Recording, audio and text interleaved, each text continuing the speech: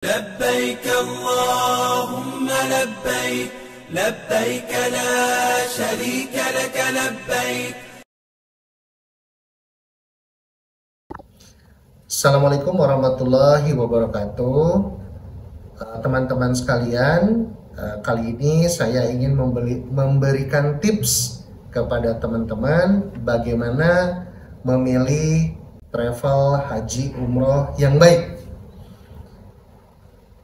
Perjalanan umroh adalah sebuah perjalanan spiritual yang tentunya semua orang yang merasa dirinya seorang muslim ingin terpanggil oleh Allah Subhanahu wa Ta'ala untuk bisa menjalankan umroh.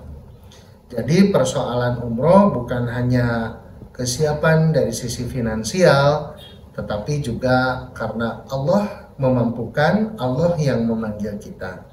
Banyak orang kaya, banyak orang mampu, tapi belum terpanggil sama Allah, mereka tidak bisa berangkat. Tapi ada orang yang sudah sampai di sana. Ternyata pada saat saya tanya, kok ibu bisa umroh? Saya dapat hadiah, Pak.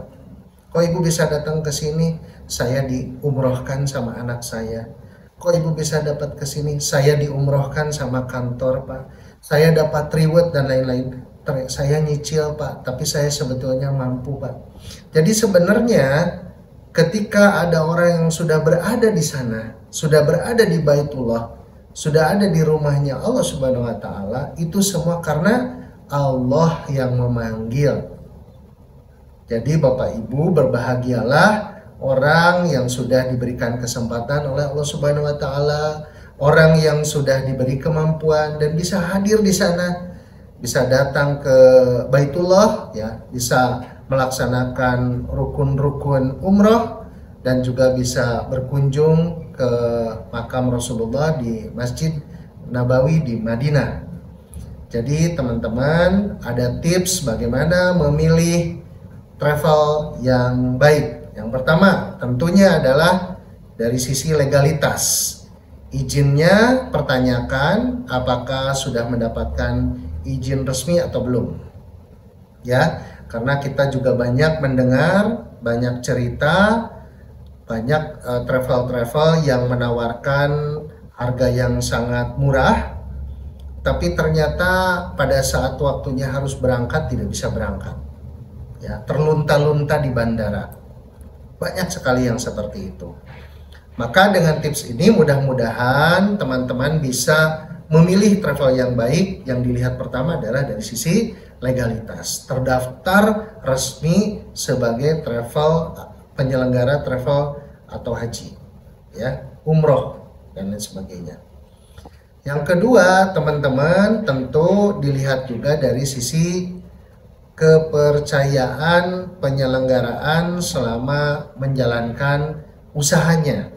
Ya, sudah berdiri berapa lama dan sudah membantu menyelenggarakan atau mengirimkan jamaah berapa banyak, ya.